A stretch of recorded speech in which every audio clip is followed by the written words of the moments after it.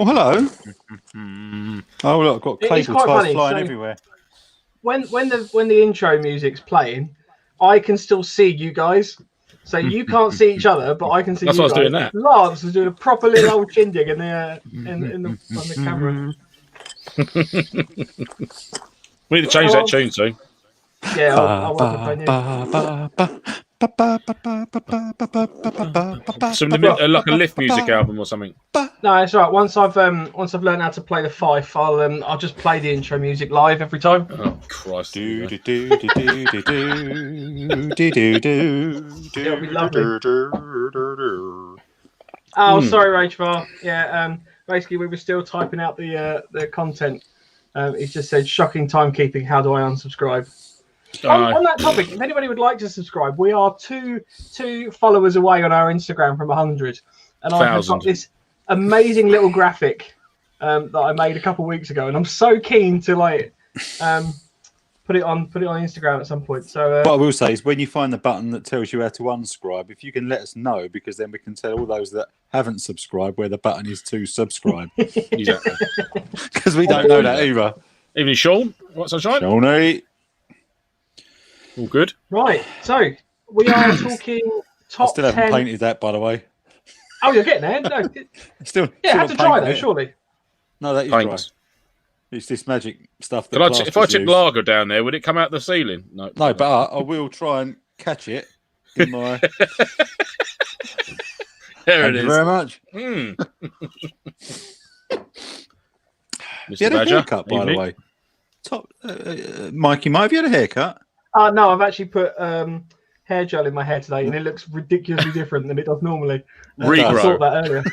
I had a really high-powered meeting today, so I thought I'd try and look more like an adult. It's Soul Glow. And this is what I went with. Got your afro comb in there. I've got some shiny hair gel actually. I might put that in next time. Hi, Les. Right. Let's get into it. We've got lots to cover.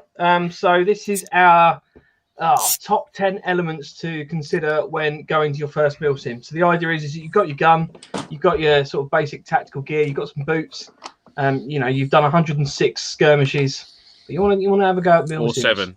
107 to be better. If it's over 108, then you're probably right. But well, you're really ready. Yeah. So we're going to jump in straight away with what we covered last week, which is bags. This is the third one now. I think we're dragging that. Yeah. Boom. We're tearing the arse out of this one, haven't we? Got to see us through till 2021, chaps. This is the TV that's run out of new sitcoms, so they're having to rerun all the old shit. This is a terrestrial TV pre-Sky, and now formerly known as Dave. Yeah. So, but a bag, a various types of bags about. I mean, obviously, you can go down a rabbit warren when it comes to what sort of large kit bag or sort of carrying holder you want to use for a Milsim. Typically, 90% of the time, it's going to be a Bergen type bag, which you can see there in very good condition, 55 quid.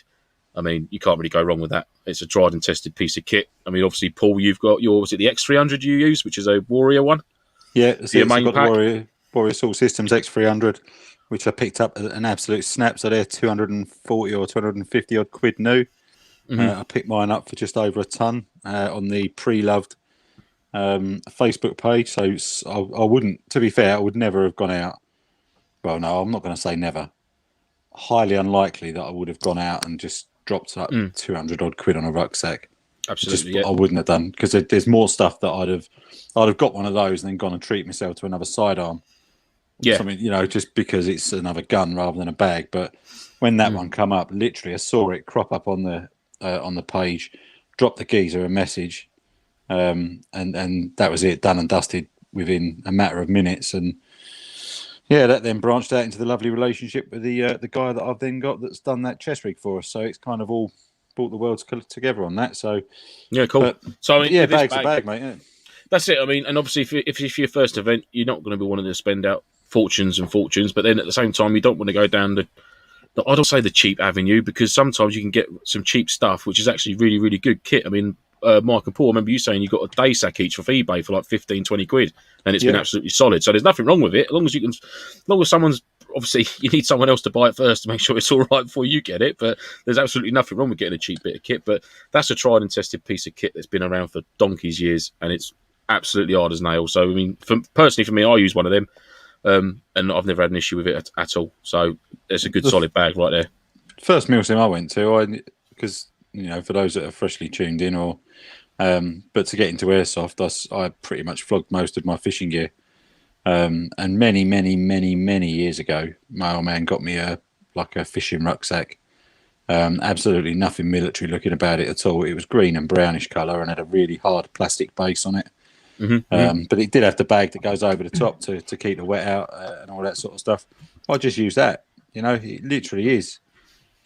Like you say, it's your first event, so you're not going to have the Gucci kits from the off unless you've. And I would always now, I'm a massive advocate of, don't go out and buy expensive. Get out there, even if it's something to get you through the weekend, and then start having your conversations. 90% of people that you'll meet out there are going to be nice enough to talk to you and tell you what works for them and what doesn't. For sure, yeah. And if you're in a good crew of people, there could well be someone that's got a spare Bergen or a spare Holdall or some sort of large pack that you could borrow for the weekend. If it's your first time out and you think, look, I don't really want to be spending that. Even 55 quid can be quite a lot of money to some people. Absolutely. Most people know someone else anyway that is. That's what I'm saying. They might not go into an event and say, "Can I borrow your Bergen?" or something like that. So or just sneak stuff into other people's bags. I do that sometimes. Exactly that. Yeah, it's always that. Interesting one from Rage Trial. Did make the point. The Bergen's rucksacks have to be camo, OD green, or tan. So I personally would recommend, if you can get one that kind of fits those, it's just going to help with the general look. If you're doing like a proper Milsim that requires like tabbing across a game zone, but you can also go buy the covers.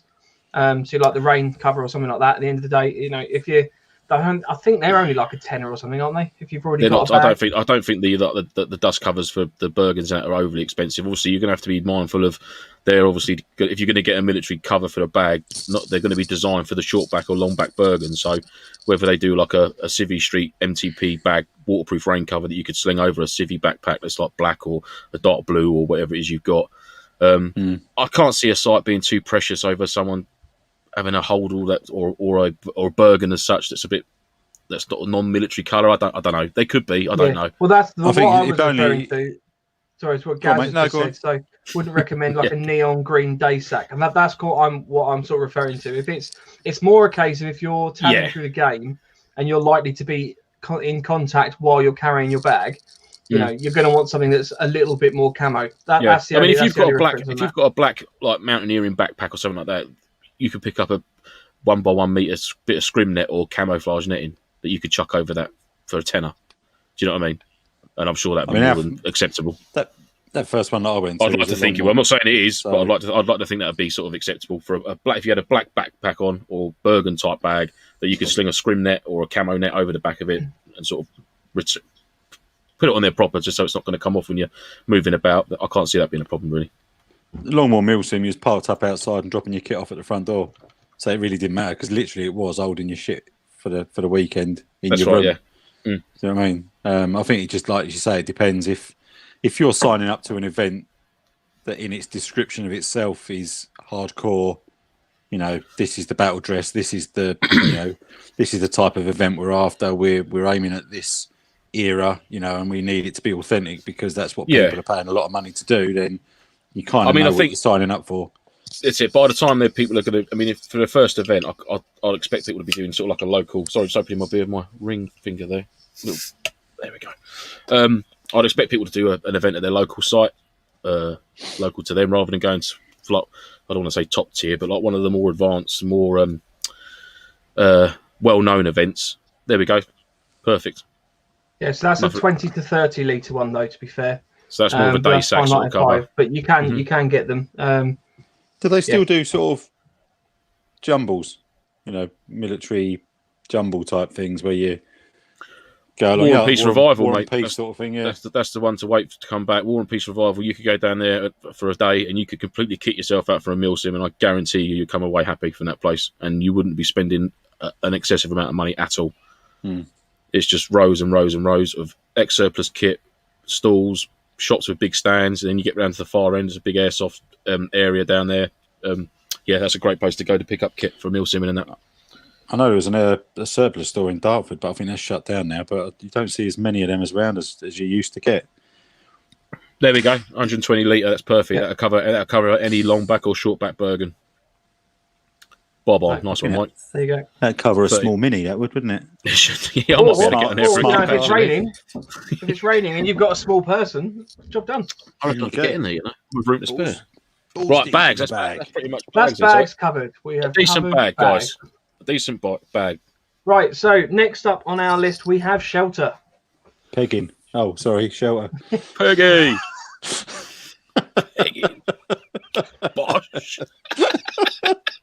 Oh dear. That's docking, isn't it? Oh no, sorry. Oh, I don't know. So the shelter shown is a basher system with a few pegs, a bit of guy line. What's in the little hold bag, Lance? Top left, mate, or bottom? Obviously, the DPM one. Bag is the basher. Right. So that's nice, rolled up, nice and tight. That's the basher in there. Ground sheet. That's a German infantry half ground sheet, and that's a perfect. That folds down nice and small. Obviously, the same width as the poncho, and obviously the basher's got the jungle knots tied into it as well, which is a cool little item. So there's no messing about with tying guy lines through your eyelets of the basher. It's already done. Just whip it out of the bag. What are you laughing at? Rage Files just asked why there's a butt plug with the basher. It's not just the why fact, not? It's not the fact that there's a butt plug. It's the fact that it's got about 100 metres of rope tied to the end of it. Not only that, but if you've got the reason there is a butt plug, Rageophile, with the basher is if you've got your hands busy tying knots in paracord, you can't hold that, can you? So if you pop it there, you can just ream off guy line all day long. That's right. Gaz said it. Docking's reserved for the cold nights in the basher, so that explains that one. Docking. I'll be honest with you, when we started this evening, I didn't think we'd be getting to that level of conversation within the space of 12 minutes. But it's 12 minutes, new record. Yeah. Yeah, to be fair, we had a bet anyway, so I think Lance won that one. We can thank Gaz and Rageophile for they were egging me on. Subliminal bastards. I highly recommend, by the way, the pegs that you've shown there. Or don't get them. No, they're the proper chunky pegs. They are good, yeah. Because I've had some super lightweight ones, and they just first rock they hit, they bend, and then you end up with a whole load of bent pegs. If pegs come with any shelter system or tent you buy, just chuck them away as soon as you get them because they're not worth the metal they're made out of. They're really not. I mean, you could spend fortunes on a tent. I mean, I've got a camper Watergate 8-man tent for me and the family when we go camping, and the pegs that turn up with that. I mean, Christ, you know what I mean, you couldn't hold a napkin down with it, let alone a bloody tent. So I always buy upgrade. You're better off just getting your own set of pegs. Absolutely, all day long. Just take no notice of the pegs that turn up. It's like getting a free battery and a charger with an airsoft gun. You know, it doesn't happen really. And if you do get one, they're crap. So, but yeah, that's my basic shelter system there. Nice, a German infantry ground sheet, inexpensive eBay. I think that's about 15 quid. A set of pegs, a bit of paracord on a butt plug. That's going to stay. That's going to stick now. That's it. Well, yeah, that's what it's designed to do. To be fair, mate, it's no good. It's no good if it doesn't stick. No. I tell you what, we'll say I have a story about something that looks remarkably similar to that, which we will bring up at the Christmas special. The after hours bit. I weren't there for that story. I'll tell yes, you definitely were. You didn't walk right till Wednesday. Yeah.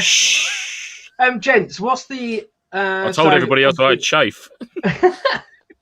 So the key question is, obviously, you know, a lot of people see Milsims as like camping.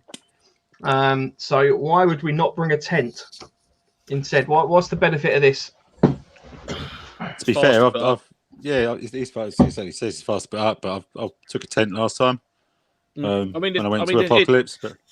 It depends what you're doing. I mean, if you're having to go out and create a harbour area where you're going to get bumped and that, you're not going to want to drop a tent, fold your poles up, put them away, pack it all up, blah blah blah. That there, by rights, you could literally just whip the pegs out of the ground. You could scrunch up into a ball and you could just chuck it in a bag and can go or whatever you've got to do. Do you know what I mean? It's not more versatile than having a tent. A tent, once you put the tent up, that's all you can really do with it. Whereas a basher, you can wrap that up. You can make it into a bivvy bag to cover up your sleeping bag. You know what I mean? It's something you can use as a stretcher in the worst case scenario. It's very versatile piece of material with eyelets in it that you can manipulate into different shapes, different arrangements, A-frames. You know what I mean? You can have it as a windshield straight to the ground and open at one side. It's just a lot more versatile. It's a lot smaller. It's a lot lighter, I think, than obviously some tents you've got to carry about with you. So for me personally, if you're in a fixed fob, it doesn't matter, does it? I suppose if you're in a fixed location, then it don't really matter. You can take a little 2-man like a NATO F1 tent or something like that. They're just as good. They're great. They are great little tents, little NATO ones. You could pick them up for 35, 40 quid for the 2-man ones, Mike. I think they're not the nylon ones. They're really good. Yeah. I mean, I've got a little action. Action man. No. I can't remember the name of it now. It's just literally pick the tent up for a quid. It's the proper little sort of hiking tents that are like super lightweight. I think they cost about 80 quid. So I mean, if you're looking to do any backpacking or anything at any point, then that I've taken those sorts of tents with me to a Milsim before, and I'll be honest with you, it was amazing because it was peeing it down. That was actually the Falklands Milsim we did. Because we actually, the Falklands Milsim, the idea of it was you don't start in like a safe zone and you build your tent or whatever at your base, and then you go and play. We actually started in the car park, and then we had to spend the next sort of 6 hours in combat. And then by the time we actually built the safe zone or our own little sort of harbour area, it was pitch black. It was peeing it down with rain. It was just like get your heads down as best you can, wasn't it? Really. So having the little tent with the integrated ground sheet and everything like that was just awesome. Yeah, I get that. So yeah, I think it depends, and also weather dependent as well. I know obviously a tent can be a little bit warmer than a basher. Similarly, actually, a good point is that if you double up with someone. So my first ever Milsim I went with my brother. We used one basher between us. So it was a larger size basher, and that was sufficient. But if it's just me on my own and it's winter and it's likely to snow, then probably go with a tent or something like that. Yeah, no, that's a fair point, mate. Fair point. And unfortunately, that Milsim we went on when it did snow. We were all under bashers, weren't we? And we woke up in the morning to snow, and it was like, oh, what expecting that? I didn't go to that one. I was in a nice cozy bed at the time, so it was good. Oh, mate, that was good. I mean, I was still nice and warm. You know, I had the Arctic bag inside a bivvy, not nice insulated roll mat. Obviously, we'll come on to that, but I didn't wake up in the night any cold at all. All I did was woke up in the morning, and my basher was sort of like about 4 inches away from my nose. Yes, and I was like, sorry. It's collapsed. I mean, I looked out. It wasn't. It was just a massive 4 inches of snow that was on top of it. Vango, it's the Vango tent. Yeah, it's the Vango Pro Action something or other. Banshee, something like that. Yeah, they're quite good. Yeah. So yeah. Fair play. Cool. Oh so, yeah, Octo 8. Sorry, Les has just asked about Octo 8. So Lance and I've only been to one Octo 8. I don't know if you've done one, Paul. Have you? No, mate. No. So the last Octo 8 game we did, we were in tents, but that was more like NAE maybe. So like it was like you go camping and then you go and do the film sim bit, and then you come back to your campsite. It wasn't like a proper. In my mind, it wasn't like a proper Milsim. No, that's right. But that's not a detriment. But it was just, it wasn't like.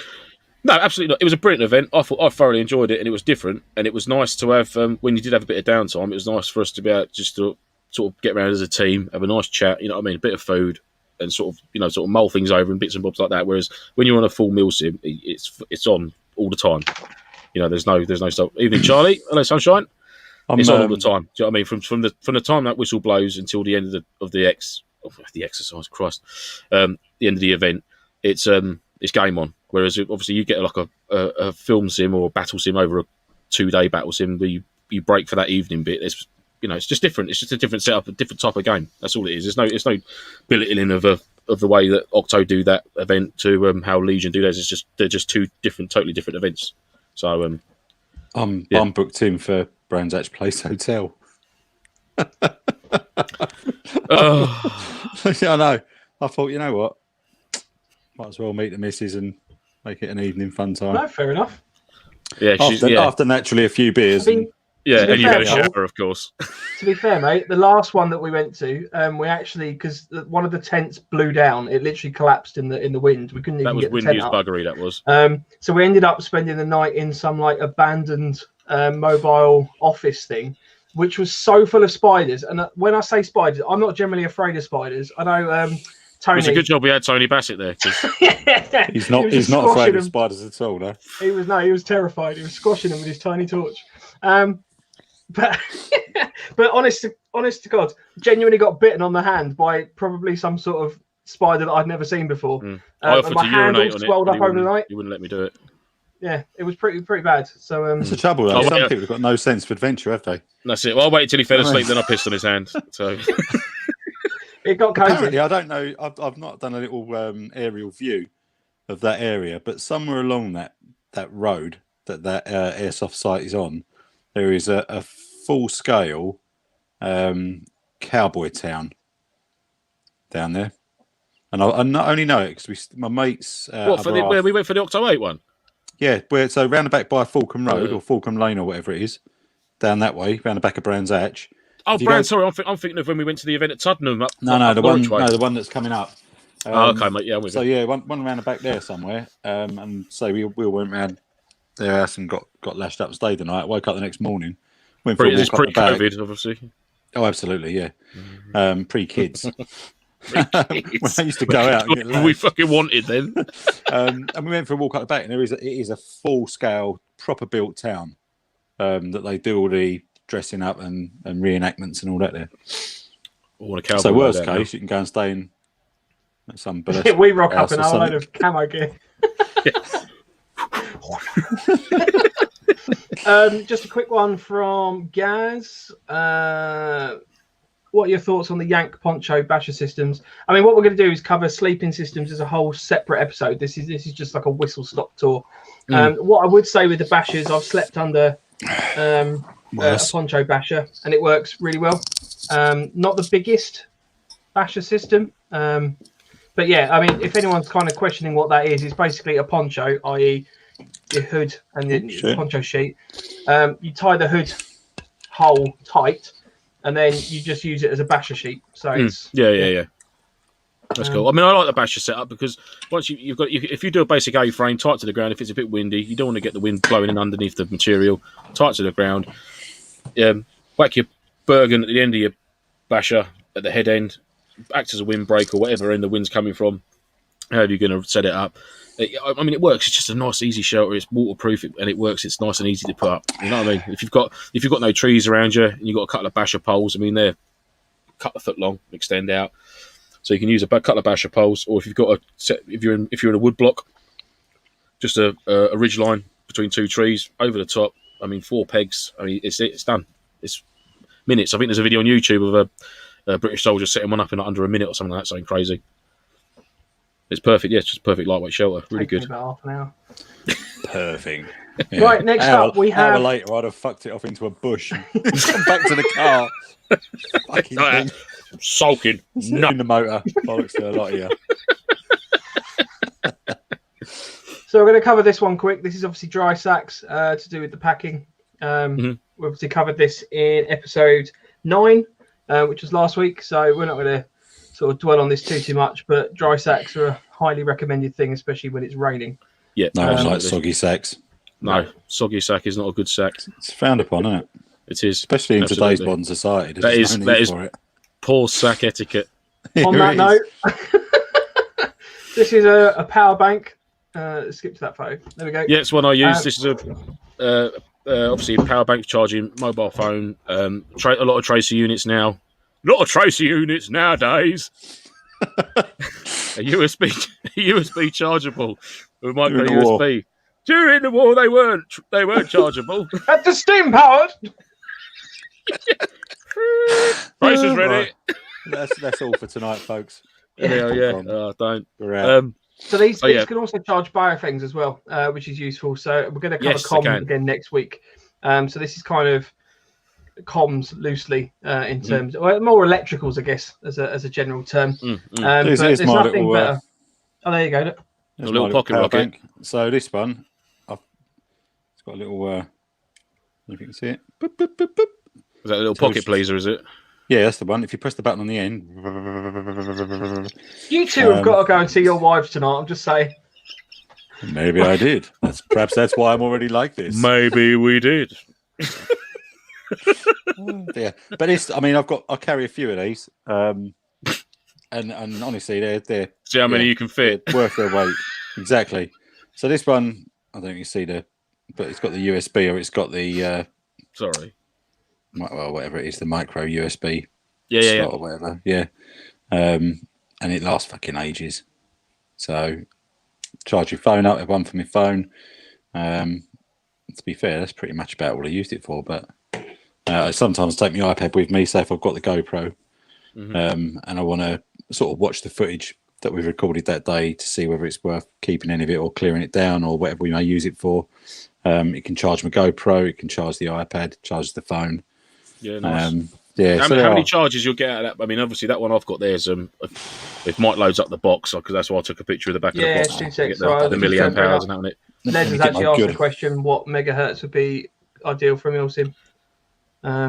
Here we go. So that one there's a 26,800 milliamp hour power bank. I mean, obviously you'll get about 5 or 6, 7 phone charges out of that. That lasts you a whole weekend. Easy. I'm blind as a bat, so I'm going to have to do it the old-fashioned way of taking a photograph and then zooming in. Amazon, that was from Les as well. I think they were around about a 25 quid mark. So I got 2 of them actually. One for the missus, one for me for when we go camping with the kids for the weekend. Using the phones in the evening for watching films or whatever. So that was the reason behind it. Plus, once they're fully charged, it's a solar panel as well, so you can charge from a solar panel. 10,000. Fuck knows. I can't read this shit. It would do Rageophile if I could find a waterproof lead. Blimey. Yeah, no. So, listen, don't start on me, Mike, because you're putting these questions up. I'm not. You're in control of that. This is your influence. Right. Anyway, yeah. So, comms wise, sorry, Paul. Definitely highly recommend getting a power bank. Don't apologise to me. I'm just as bad. I wasn't talking to you. That Paul was talking to Paul over there in the loft. Sorry, Paul. Gimp Paul. That's him. Yeah. Gimpy Paul at the end of the loft. I highly recommend getting a power back, and then obviously it's worth having a radio. There's different types of radio, and we'll cover that next week because that is a whole separate subject. But, DAB. Just found a bottle of Budweiser. Result. Sorry. 1987. I thought it was empty. I looked on the shelf. I was like, it's got a lid on it. I was like, hey. Gift from the gods. The king of beers. Cheers, right, JC. serious question yes. from Ragebar. Have you tried the solar power banks where the panel goes on top of your rucksack? I have seen them, the fold-out ones. Sometimes they've got a triple one that folds down. Yeah, not tried them. Heard good things about them, actually, with a lot of bushcrafters and stuff like that. And like Mike said, lightweight backpackers and stuff like that. Use them a lot. Yeah. Really, really good. And fully waterproof, obviously. As I say, that one that I've got 3 of them. One always comes home with me fully charged. So 1.5 of those. I'm golden on that one, so probably wouldn't need the rechargeable one. I mean, if you don't want to get one that sort of size, I mean, that size there is probably slightly bigger than an iPhone, I guess, but you can get another cracking power bank or power charger, and it's called the Explorer Pebble. And it's a little, I mean, Christ, it's probably sort of fag box size, maybe slightly bigger than a fag box. And it's got your 99% readout on it. So it's a little button on and off. It's got 2 standard USB, much similar to that one in the picture. It's got 2 USBs and 1 micro USB, I believe. And that's literally a little, just slightly prouder than a cigarette box. And it's called the Explorer Pebble. And I've got a couple of them I've had for years, and they're still bob on now with charging phones and stuff like that. Really good and nice and small. So if you're worried about space, then yeah, Explorer Pebble. Or if you want, I mean, it's not too much bigger. It's probably about half the size bigger again, that one there. So another little option. Cool. Nice. Right, rain gear, or as I'm gonna cover this as we'll call this rain gear. That's fine.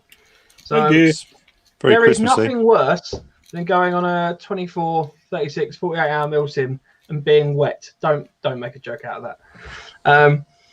Planted the feed now, though, aren't you? Yeah, I think all 3 of us are at that Milsim at Longmoor with Legion, where it just rained for the entire weekend. It was wet, that one. Or it felt like it rained for the entire weekend. That was the one with the voting, with the bomb went off in the voting. The one where I did the market stall. Yes, yeah, that's yes. Yeah, piss wet for all weekend. Lovely, love it. Yeah. Can't get enough of it. So rain gear, definitely. Always bring rain gear. And also 100%. on that note, is a spare change of clothes that night. Yeah, it was cold, wet, horrid. Loved it though. Loved every minute of it, but cold, wet, and horrid. My lot wanted to stay in the actual buildings, and Legion Mike, went, "I wouldn't do that if I was you. It's going to get cold." And I'm like, "Don't have to tell me, mate. I've been here before." But they really want to stay in the buildings, and you went, "Suit yourself." Back in 9 o'clock the next morning, 9 o'clock the next morning, they were all up going, "I think we're going to move into one of them houses. I think we need to go back into the warm ones." Fucking no shit. I'm 43 years old here. I'm freaking crumbling. Yeah, wet weather gear is a must, really, even if it's just the top half. But if you can, I mean, in that picture there, you got a Desert DPM Gore-Tex jacket. Again, eBay guys, or if you can go to maybe a private seller who's ex-services and obviously help them out shifting some kit and that, then perfect. You know what I mean? If you can purchase that sort of stuff, or go to a charity-based online store, or anything that obviously a bit of a contribution goes to the Legion or anything like that for purchases on ex-military kit. Yeah, I mean, it's a great jacket. I mean, it's certainly kept me nice and dry. I've had that for a few years now.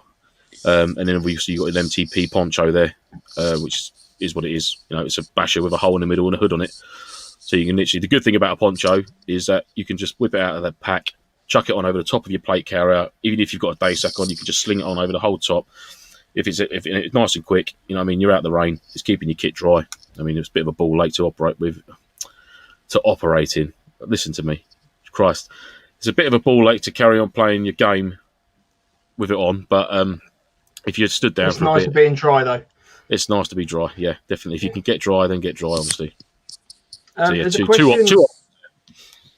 question that's just coming from Rage. I'm just going to skip back to that one briefly regarding phones for navigation or Garmin's or the like. I don't know about you guys, so I generally just tend to have like a map of the site. I try and get it laminated because again of the rain. But what I do use, and I don't generally kind of cover this too much, is this little watch. So I highly recommend actually try and have a watch with you, because there's nothing worse than when you try and coordinate an attack at 10 o'clock and then you've got 3 different groups and one watch between everybody. But this watch cost me, I think, about £12, £15 on eBay. It's got a little illuminating dial. It's not particularly bright, but it's just bright enough that when it's pitch black, you know, you're not going to light up your face. But it actually has a compass on it as well. It's got a little digital compass, and it just gives you a rough idea of where north is, which is, I find, particularly useful. I mean, it says it's water resistant to 50 meters. I don't think it is for the price. I'll be honest with you, I've not. But you could be strangely surprised. You know what I mean? I could be strangely surprised. We'll let you jump in and find that one. My brother uses one of these as well. I actually got it for him for his birthday, and he's got shot out, which is obviously something to consider with expensive kit. But having said that, it's 15 quid, so you can just replace it relatively easily. I appreciate it's still 15 quid, but I've bought 4 or 5 of these. They all work. I haven't replaced them. I've just got a few of them in different sort of packs of kit and stuff, and highly recommend it. It's got a stopwatch on it and a little alarm timer and stuff like that as well. So yeah, that's a nice. And obviously, if you're going to wear a watch, always wear it on the inside of your wrist as well. Don't have it face outwards. That adds that little bit of protection there. If you've got a watch on this side, if the face is there, then boom all day long. If it's there, just get your wrist lit up if they're going for your watch.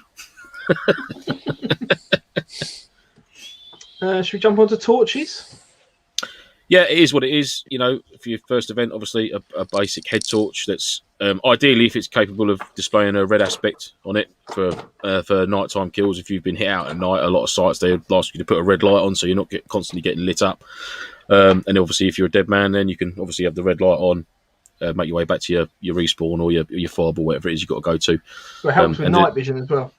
Yeah, absolutely. There's nothing worse than when you're sitting there on stag in a tower, and then some spanner comes up and just starts shining a torch in your face. Oh, I'm blind for the next 20 minutes straight. Oh, I don't know what's going on. And a handheld torch, you know, guys, obviously, ideally, if it's waterproof, quite a robust handheld torch, then, you know, I mean, there's thousands, hundreds of head torches and handheld torches available on the market. I mean, you've got the big players, you've got Lead Lenser and Olight, you know, if you want to spend that sort of money. I mean, there's obviously other torches available. I've got blimey, I've got the Petzl Actis head torch, and that does the red and the white. That is fucking bright. It's a bright old torch. I've got a couple of LED lenses. One of the LED lenses, I have to grab it out and show you on the next one, but it's got a red, green, blue, and white. It's quite a nice little torch, and they're super bright as well. And then the O-lights, I've got the Valkyrie, the Valkyrie PL Pro, and I've got the Odin Pro coming for me 416 now, the weapon torch, and that's like 2,000 and something lumens or whatever. You can't leave it on too long because it'll melt the gun. Yeah, I mean, but there are, and it just depends, Like sticking your muzzle in the sun. Yeah, exactly that, mate. Exactly that. But it just depends. A torch is a torch as long as it gets you through. I've got torches that are relatively peanuts in the grand scheme of things, and I've got ones that I'm a bit of a magpie with certain things. You feel, well, that's nice. Just get that one, just in case the apocalypse comes and I need a torch that can. That's it. Yeah. I mean, light up the moon. A lot of my expensive kit I keep for work, like my leather lenser I've got for work, which is a H14R.2, which is a big bit of kit. Obviously, I need it because I'm constantly working nights. So it's great torches, aren't they? Oh, mate, they're just flawless, absolutely flawless. And if you do go down the road of lead lenser, guys, definitely check it, especially on Amazon, for example, because lead lenses offer a really good warranty as well. I mean, my first head torch I got was a 5-year warranty, and unfortunately, it did break. It was just wear and tear. I use it every night for a few hours every night, so it's constantly getting bashed around on a hard hat, onto the ground, into the car, out, in and out, blah blah blah. And the cable come detached from the power pack. Contacted Amazon. Within 24 hours, I had another head torch sent to me, another lead lenser, and luckily enough, that comes with a 7-year warranty, and that's still going strong now. And that was 2.5 years ago. That's the H14R.2, and it comes with a power pack extension, so you can have the power pack on the head strap, or you can plug the extension cord into it and run the power pack from your belt kit off your belt, and then just have the lightweight head torch on the front. It's quite big, don't get me wrong, but I need it for illumination, for lighting up the railway overnight time. So lead lenses and that, but obviously, like we said, there's torches. I mean, I've got torches here that's still going strong now for 15-16 quid. There, look, £5, £27. Yeah, I highly recommend if anybody needs a little red light. To literally it's a little red torch. It's about yay long, and I've used this for map reading and stuff when we're sort of moving about at night. It's just literally a simple push button torch. It doesn't cost a lot. Yeah, highly recommend.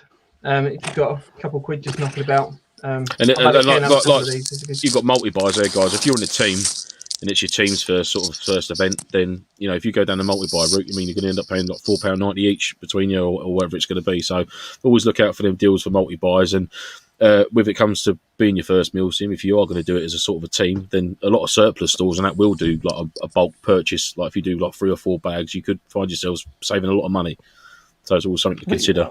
I think it's definitely right there. I mean, totally going off piece, but it's a couple of the bigger purchases that I made this year, late last year, from a company, and it was a case of you look at it and you think, actually, I'm going to get it anyway, but if you don't ask, you don't get. And I just dropped the guy a note on the sales team and said, look, mate, I want one of these. Really keen to get one. See, you've got one. What's the absolute best price you can do?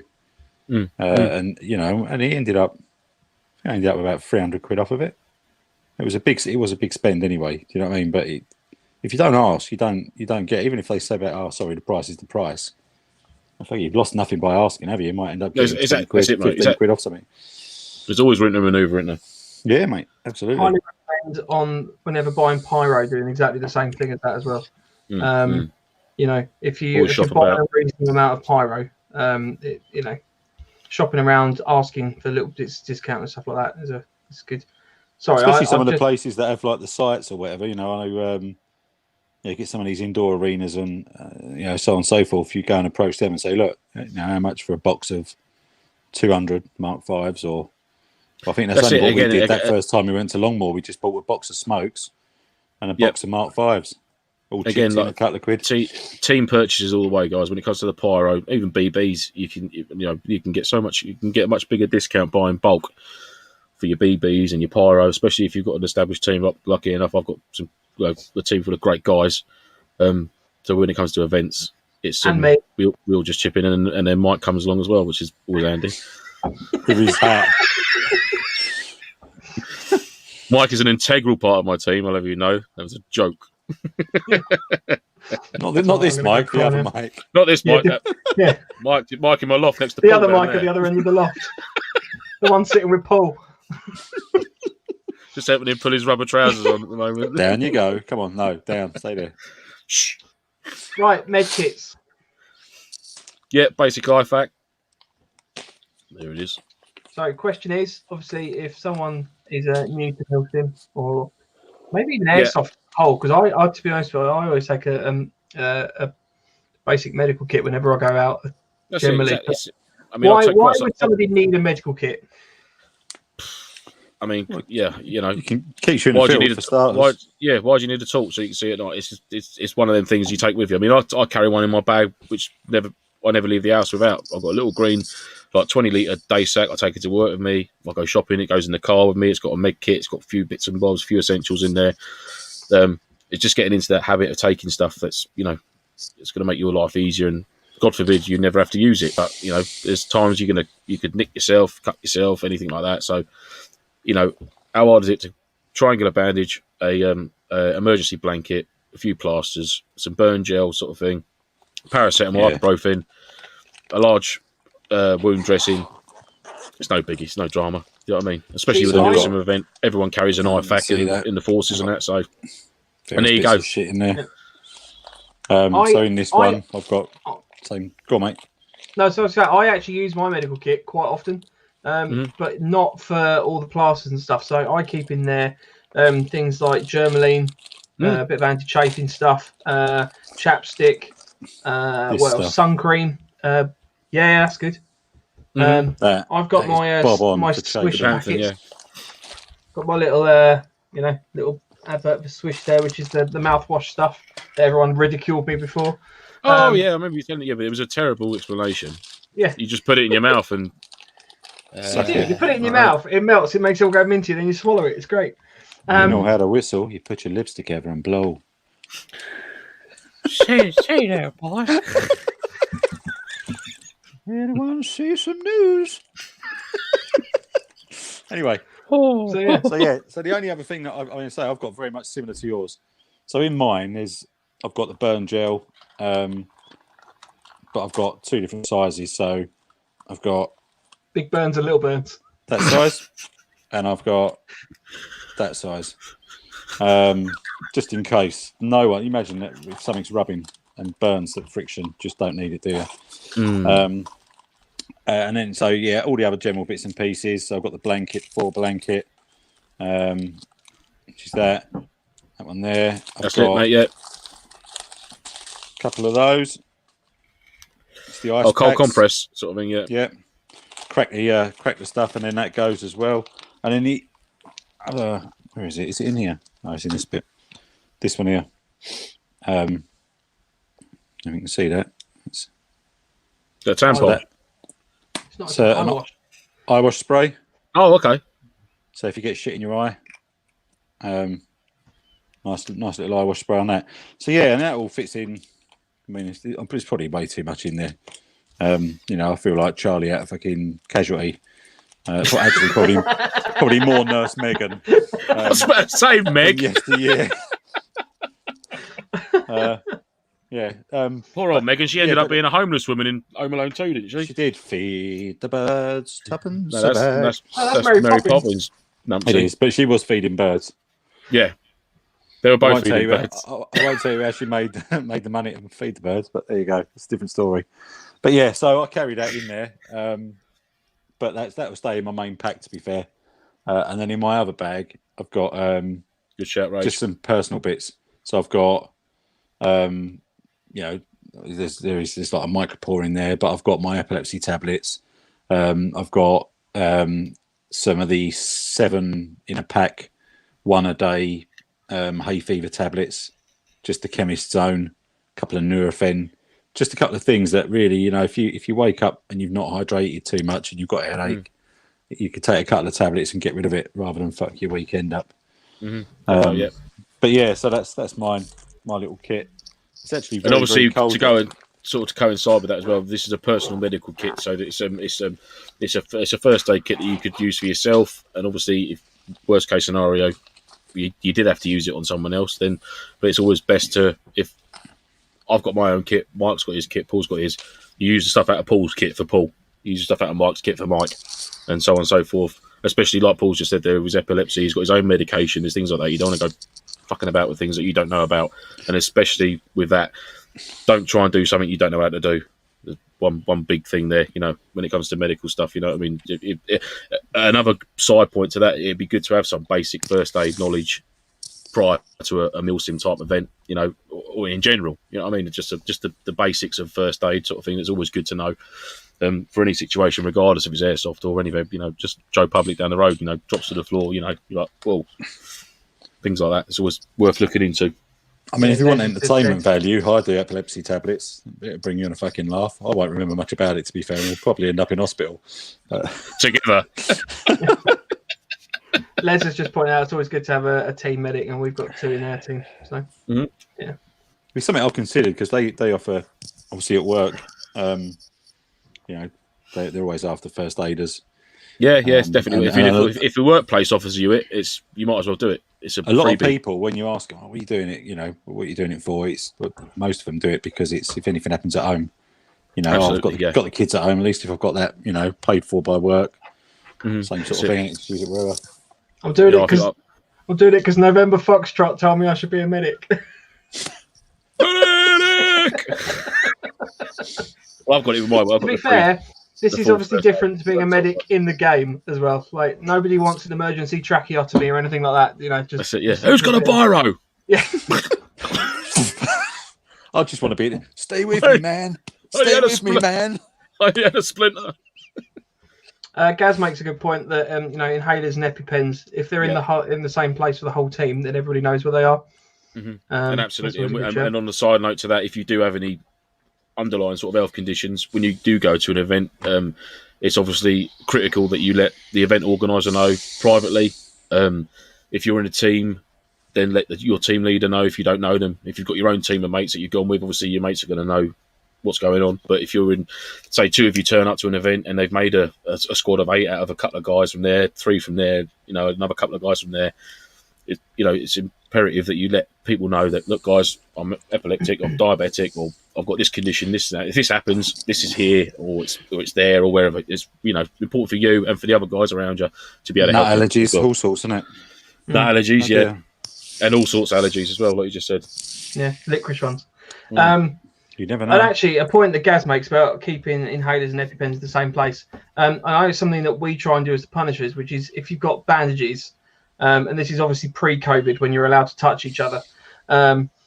Good old days. Yeah, if all the bandages are in the same place, so we generally tend to sort of keep them in the upper left arm pouch that's on most UBACs. So again, everyone knows where the bandages are. So if it's like if it's one of the Milsims that require like proper like role play part of it, where you're not allowed to kind of get your bandage out and then hold it there for somebody else to come and grab off you. Or rest on your head. Yeah. I usually keep mine one tied on my left arm, bandage. One tied on my right arm, and then me sat on the floor with a red rag on my head.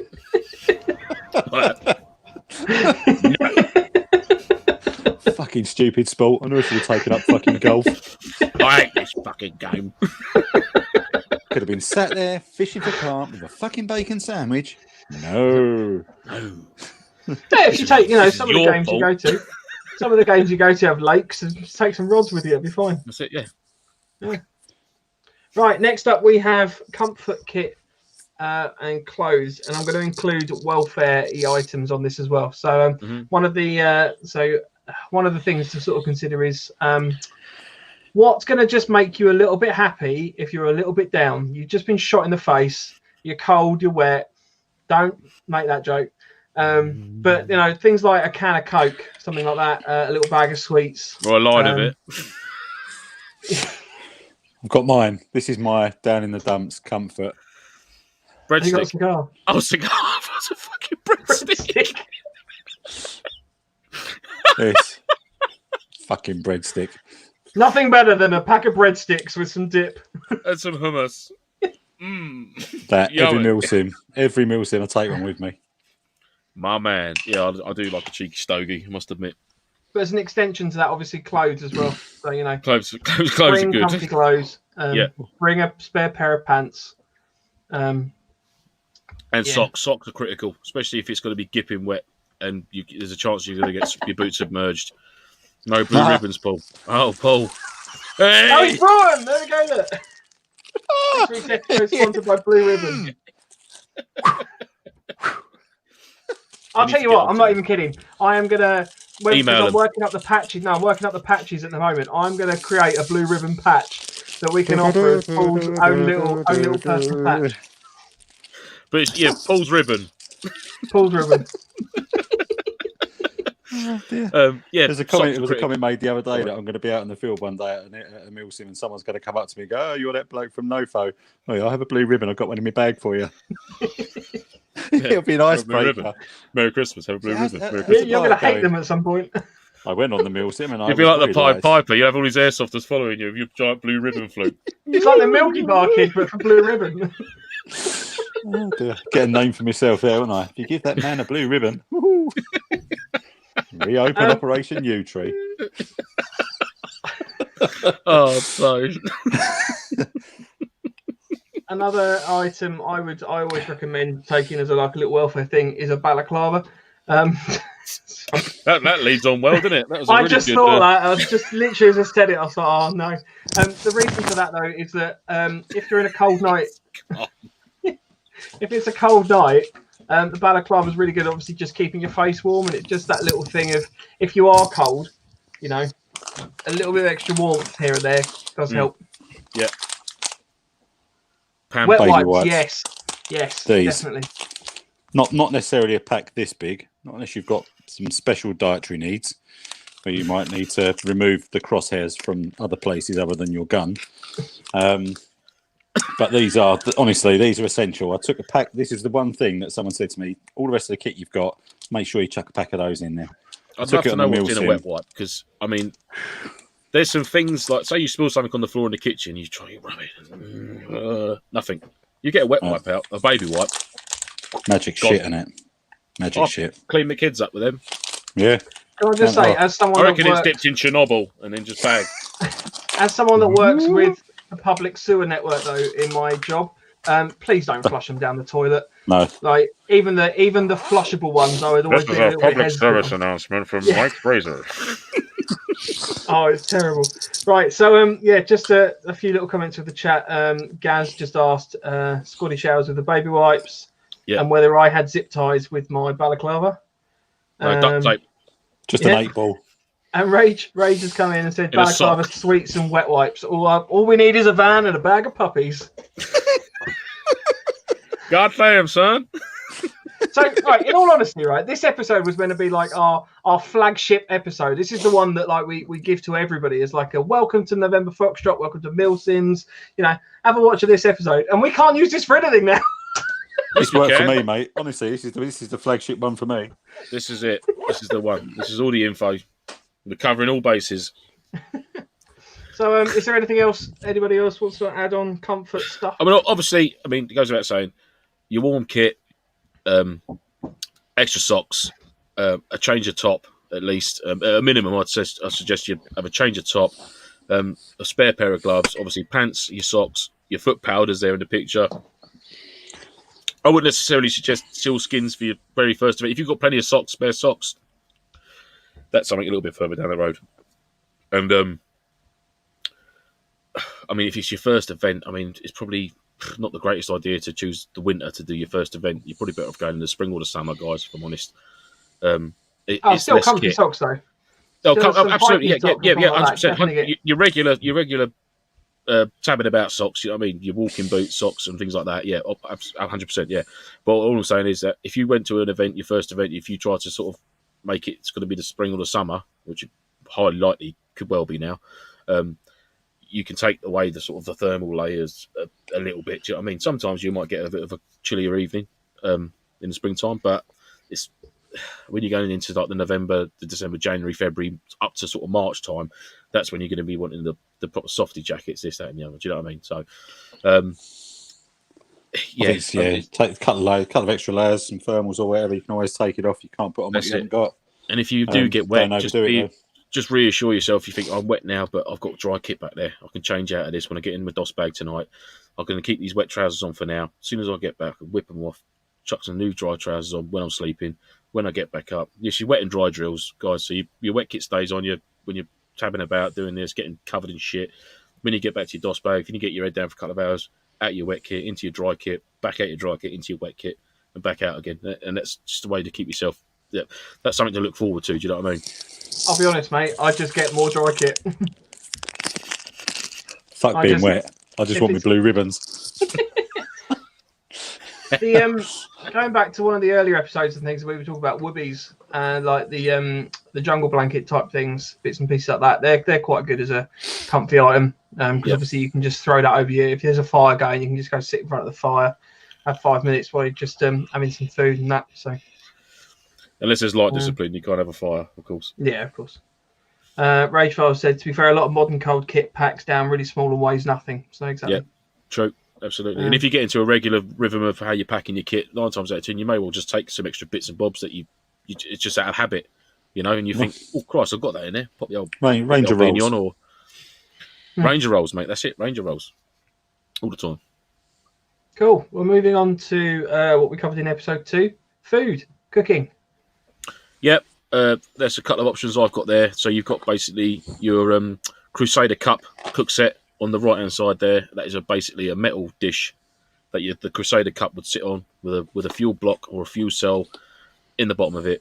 Warms up your hot water, cook your ration meal in there. You've got a nice cup there that comes with it. It's all in one sort of little unit into a dry bag, into your webbing pouch. And on the left hand side, you've got the newer version of the Hexi burner, basically. It's the new issued Hexi burner, BCB one. Couple of MS tins. Again, nothing wrong with it at all. Either of those will cook a ration meal. They will make you a hot drink. They will heat hot water for it if you need. Like I said, there's absolutely nothing wrong with them whatsoever. I mean, you can obviously go the jet boil route. A long spoon, critical. If you don't want to get tomato sauce knuckles, well, I like it. Like I said to Mike the other day, I like to lick it off after. The first one that I took with me was one of these, and this was, I think it's about 12 quid off of Amazon or that's it, eBay. That's what I've got. Little gas burner. Something like that. Yeah, that was it. I think the legs fold out. Bosh. Defo Rage, yeah, mate. Bosh. That's it. I've got a jet ball now, but this one, as I say, I keep hold of it. There's nothing wrong with it. It comes with a little gas bottle. Whack it on the end there. Yeah, fucking golden, mate. I mean, I was talking to an instructor the other day, or ex-instructor, should I say, for the British Army, and obviously the guys on basic, they're not allowed to use the jet balls and that. They use the issue kit, they use the Hexi burner and that. And he said, I sort of hit home a little bit really with the whole jet ball thing. It's basic, screw the can on, turn it to gas. You've got gas, you've got heat your water up really quick, and that's it. It sort of takes away. It almost creates like the lazy soldier sort of type thing almost. So he was saying where you get like not complacent, but it makes it very easy. He said in training when I'm training in a section or whatever it is, he said we try and take away anything that makes it easy. We take that away because we want their soldiering skills, we want their survival skills, we want them to skin rabbits, we want them to do this. Do you know what I mean? We want them to dig a little flash hole for the Hexi burner to go in to hide the light, this, that, and the other. Do you know what I mean? And if you allow if you allow jet balls out and exercise and stuff like that, they're not going to use the skills we're trying to teach them, keeping it basic. Dig a hole, your little metal tin, your fuel block, your pan on the top, your hot water, and that's it. That's as simple. It's not. As soon as that gas runs out in that jet boil, I mean, essentially what you said to me, as soon as that gas runs out in that jet boil, then you might as well just fucking chuck it because you can't do anything else with it. It has no other purpose. Whereas a Hexi burner or a solid fuel burner, if you've got no more Hexi burner blocks left, you've got sticks, you've got any natural fuels that you could gather to continually heat water. And perfect sense what you made there. I mean, don't get me wrong, jet boils are great, perfect, brilliant, but if you're relying for it a long period of time, how many cans of gas you're going to have to carry? How much of this you're going to have to carry? Do you know what I mean? That can only heat your food or your water as long as you've got a full can of gas or a can of gas that you can use. Whereas another type, solid fuel stove, you can use the Hexi burner stove with the Hexi blocks, or you can use the Dragon fuel tablets, or any dry foliage, any dry sticks, twigs, anything like that. That can still you can still use it. I mean, after you've used the fuel that comes with it, it's still usable afterwards. So sort of maybe that's good for the FOB, for the harbour area. When you get to your main FOB sort of thing, you can keep a couple of cans back there. But if you're out on the ground, say you're out on a recon, then obviously be having sort of cold rations anyhow. But having that hexi burner, it's very small, and you can use multiple fuels to heat your food and your water. So things to consider, guys. All three of them are great. But You know what I mean? buy a long spoon. Definitely Buy a long spoon is because, even if you don't get any cooking set, just get the long spoon. Above everything and also clean your spoon, and you know who I'm talking to.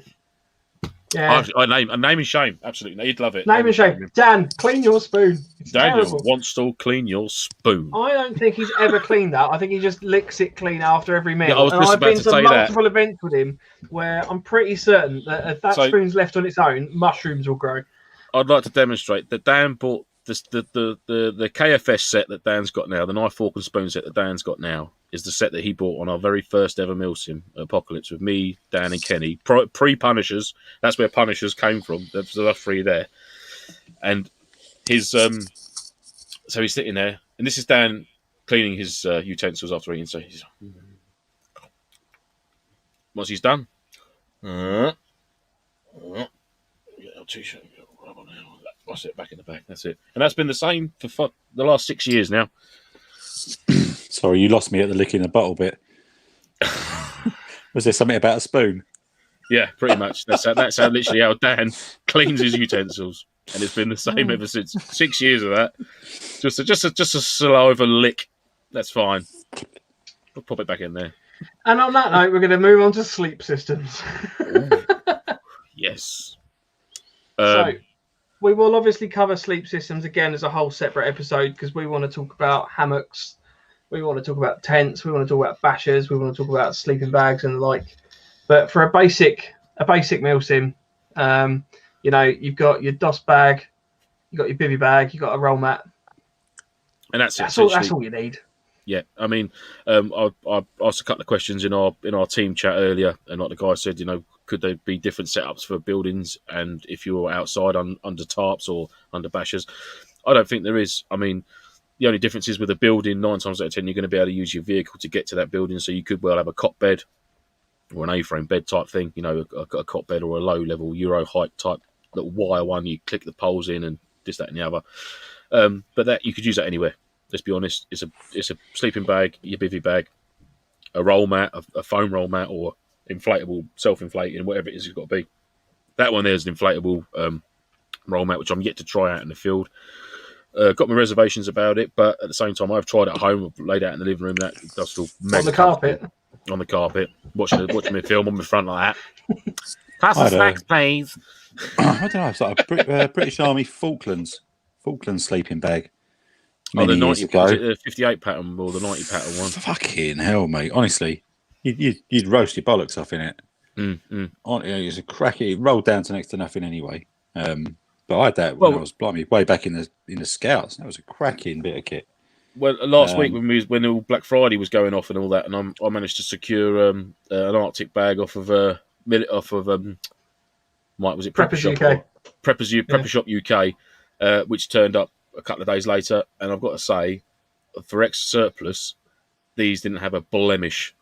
Like literally, they look like brand new. Apart from the slightly musty sort of smell where they've been in storage, these two Arctic bags I've got because I'm a greedy bastard are absolutely brand new, spot on, boiling hot as well. They're lovely bags, nice and thick, beautiful, luxurious luxury. Ooh. Suits you, sir. Yeah.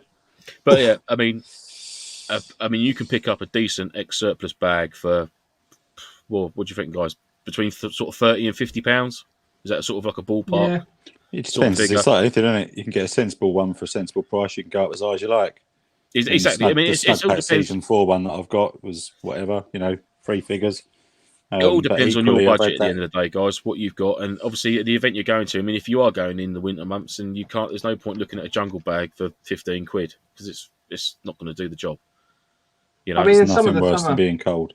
In some of the summer events, I've taken like a season 2 and a whoopee. I'm going to keep raving about whoopies because I love them. The season 2 and a whoopee, I wrapped up in the whoopee first, got into the season 2 sleeping bag, and it pretty much turned it into a season 3-ish, maybe. But I was perfectly toasted with that, I mean, what you can do, I mean, I'd say if it's your first sleeping bag you're going to get for an event, I'd certainly go no less than season 3. I'll get a season 3 bag, If it's summer months, you can leave it unzipped. If it's the winter months, you can chuck a fleece on over the top or a pair of long johns and zip yourself up.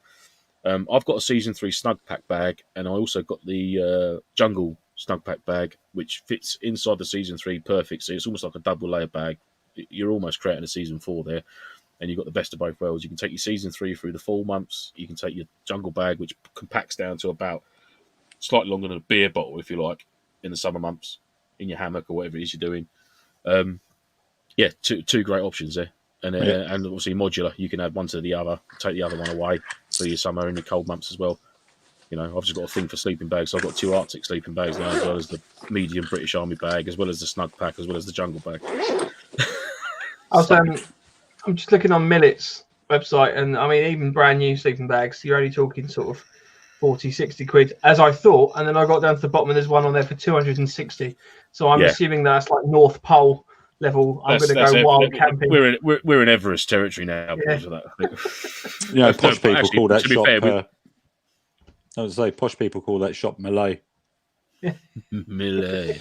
That's where I get my shamar from. Oh dear! Stop it.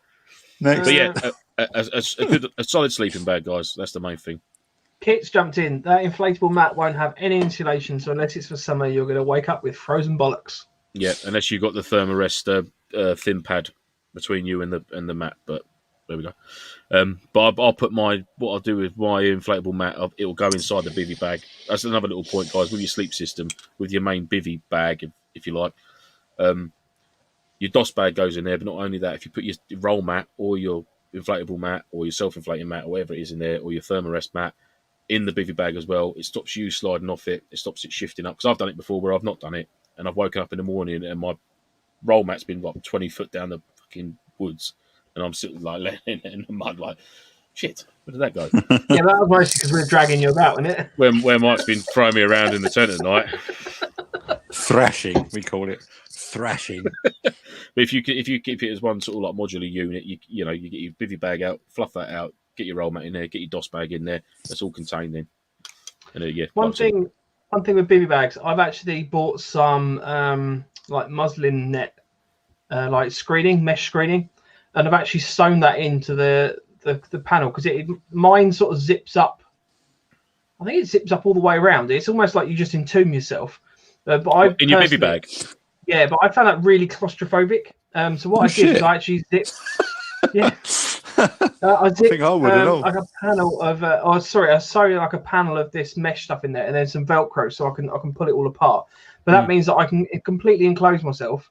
But at the same time, I've got quite a decent amount of airflow, but it's not too cold, if that makes sense. Right, so again, I mean, in terms of customization and stuff, you'll find that when you buy things, as long as you don't buy something and then go, oh, why the fuck have I bought that? That's a complete waste of money. Because I think we've all done that before. We've all bought stuff and then gone. I mean, I've got boxes of stuff up in the loft that I'm selling at some point.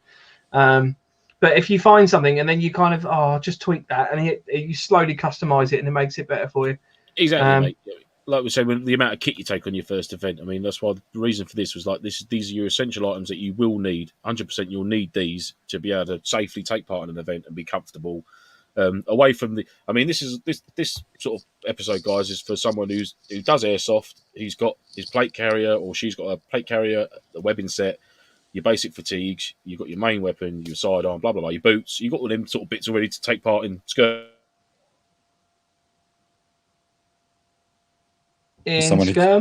Someone's ejected him into space.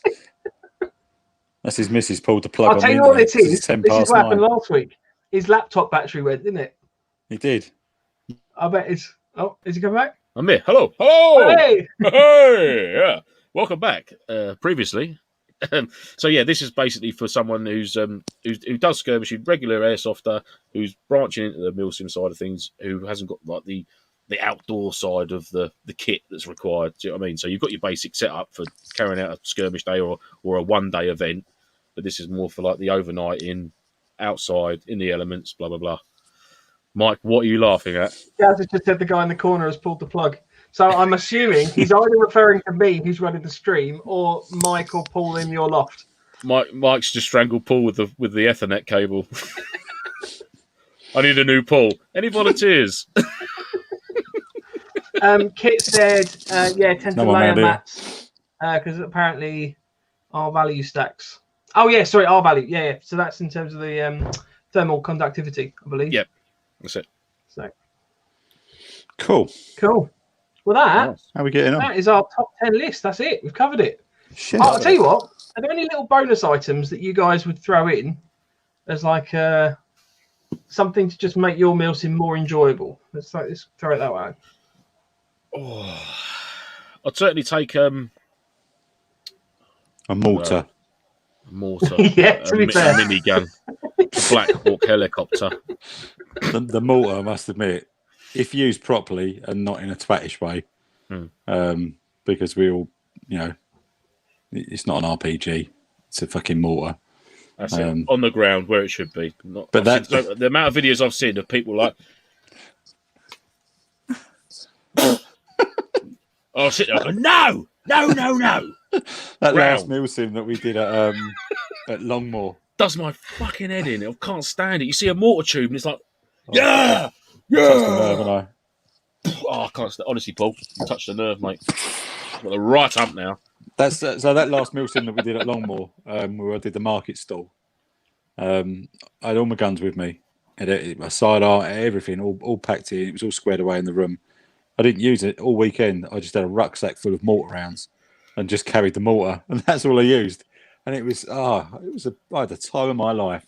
I'll tell you what, was it? It might have been Paul actually that we got caught out on. No, when we was in the SF fob, and you and Dan, we had mortars come into our fob. Yeah, that would be me. And I never knew that. You bastard! I got a video of that. At some point, this is something I want to do just for the. Did sake I of almost it, get you? No, nowhere near. Fucking miles away. I was going to say, Crap. I'd be surprised because I can't wear my glasses. I can't wear these. To be fair, I've taken these off now. I can't even see the screen. So, to be perfectly honest, if I'd have aimed it at the screen, I'm surprised that I didn't blow up my car in the car park, which was parked up right over the other way. That's what that hole in the loft's from, isn't it? It weren't the mother-in-law. It worked its way all the way back down the M25 and landed through my roof. But something I want to do though. Something I want to do at some point is have like 2 or 3 mortars go off at the same time. I just think that'd be an epic video. That would be fantastic, yeah. Because we've got the 3 mortar tubes in the team, so to get them like boom, boom, boom, boom, like 3 rounds each or something. We mentioned this last time, but this little battery tester, every time I never leave home without it. Is like my little American Express. And to be fair, American Express you can't use anywhere, to be honest with you, but this you can. So this gets the call sign, the chief endorsement of good use. And I'd highly recommend for a couple of quid off of eBay getting one of those. One likes flat batteries. So to recap then, guys, for someone who's taking part in their first event, blue ribbons, number 1. Multi-tool. Breadsticks in a protective case. Spray on lube, and butt plugs with a paracord wrapped around the end of it. And you're good to go. You are golden, apps. golden. Oh, there he is. There's the spider. There's the spider hunter. But yeah, aside from that, spider patch, aren't we? We're gonna have to. We're calling him Black Widow from now on. Yeah. He's not the Hound anymore. He's the Black Widow. Oh dear. So yeah. Don't be afraid to ask. It's hard work. I it think really is. Bit. So education is the best thing. So when you're out there, if you'll be able to pick a mile off potentially some of the bell ends that are at the events you go into. You can usually. You'll see us 3 coming from a mile away. You can usually identify and just turn around and walk away from us because to be honest with you, we don't know fuck all. We spend all week reading shit. Just so it makes it look good on a Friday. No, we don't really. We do. We know a little bit. No, but just go and ask people. Go and have a chat. What works for you? They're onto us again. There is genuinely there is nothing better in my mind than someone learning from someone else actually on the event. So like the little source hydration pouch thing that I've got, the kangaroo pouch that's a litre. I saw that on the back of someone. I was like, that looks awesome. What's that? and they explained it to me, and then I've gone, I like that, I'm buying that. And that's how you learn, and just ask questions and stuff. And it's especially important with young players. I don't want to get on my soapbox about this, but like a lot of the airsoft groups that I see on Facebook, a lot of the airsoft groups I see on Facebook, though, young players, whatever, they ask a question, and they just get absolutely shouted down, and it's ridiculous. I can't abide it. I cannot abide it. Like some of the well-known ones in the United Kingdom. A little hint. Oh, yeah, I'm not going to pick on specific groups or whatever, but it's just but honestly, new players. It's just like you see some guy who's like, "What do you reckon to this loadout?" Blah blah blah blah blah, and you can see obviously he's a new player, this that and the other, and the fucking torrent of abuse just comes his way, and you just think, why? What?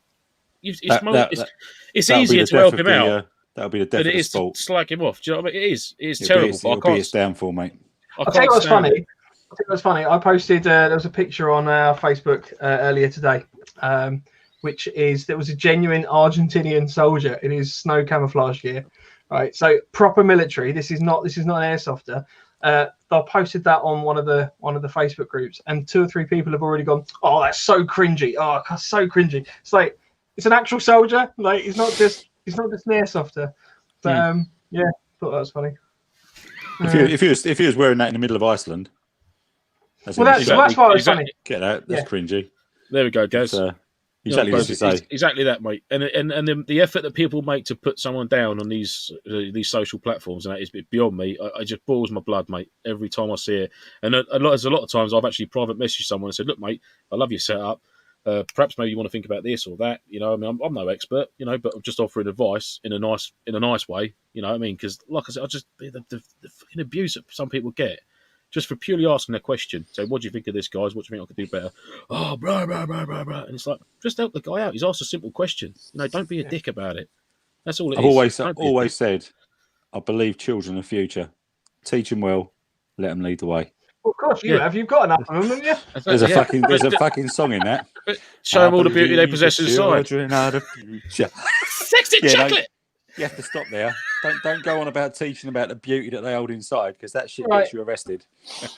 On that note, we're going to say goodbye. Thanks everyone for joining us. Good evening, good night, good morning. We are talking comms. So we're going to be talking all things radios. Comms. If it was comms. Comms. And then I think the week after that, if I'm right, the week after that will be our Christmas special. So that's going to be a 2-hour long episode. Oh God, I'll let you text my wife and tell her. I'm going to be absolutely arseholed. So we're going to do an hour and a half. We're going to do an hour and a half extended episode. Have to get another bottle. I have 9. I've got 1 left. We might not do an extended episode. It'll be an hour and a half extended episode, basically, where we're going to talk all things gadgets. So if you've got any airsoft gadgets and gizmos and things like that, send us a link because we can include them on our list. After that, we're going to try and do a half-hour general just chit-chat Q&A. Lance and I, Paul, might tell you a few stories about bits and pieces, but we'll just see how that goes. That'll be led by you. So I'm not getting my hat out again after last time. You took the piss out of me. Got a new eyepiece, Paul. New monocular. Look, night vision. Love it. Oh, quality. What's that? What's that? A Gen half? Keeps the wind out of the eye as well. Well, anyway, so that'll be good night from me. Good night from him. Good night from him. Bye. There's too much jazz hand waving in this episode.